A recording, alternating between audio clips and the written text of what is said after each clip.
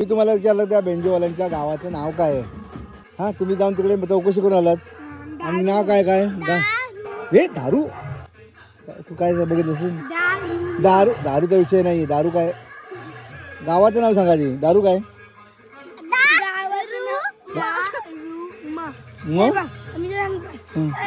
तुला मी काय सांगत नाही. दप्तराचा शाळा आणि दारू वेगळा ठेवायचा.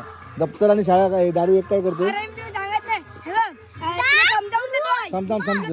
मी तुला समजावून देतोय. तो दप्तरातला आणि रुमालातला आणि मगरीतला झाला रूम झाला रूम झाला. मग दप्तरातला रुमालातला रू आणि मग कशातला म्हटलं तू?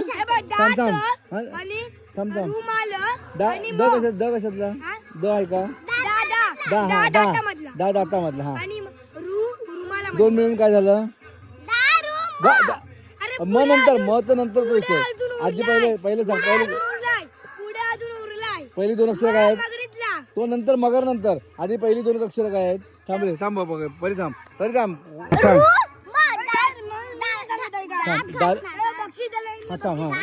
बक्षीस देणार आहे.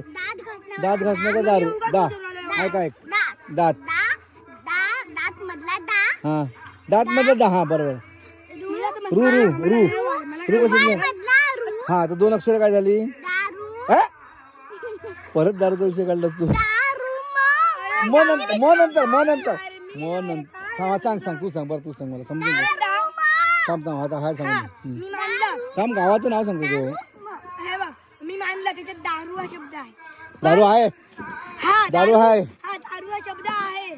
पण त्याच्या पुढे पण एक शब्द आहे. त्याचं नाव दारू त्याच्या पुढचा शब्द आहे. तुला दारू वाटते. दारू नंतर मला दारू वाटत नाही. तुम्ही दारू म्हणताय. दिला नंतर आहे.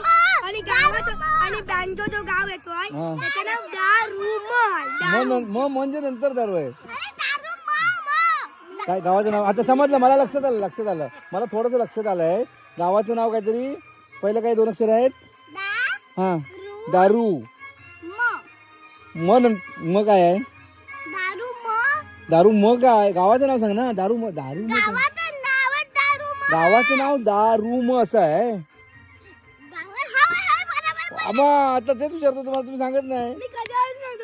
पण मग आपण दारू दातातला दारू समजत नव्हतं म्हणून पण मला सांगितलं सर व्यवस्थित समजेल ना. थांब मी सांगतो.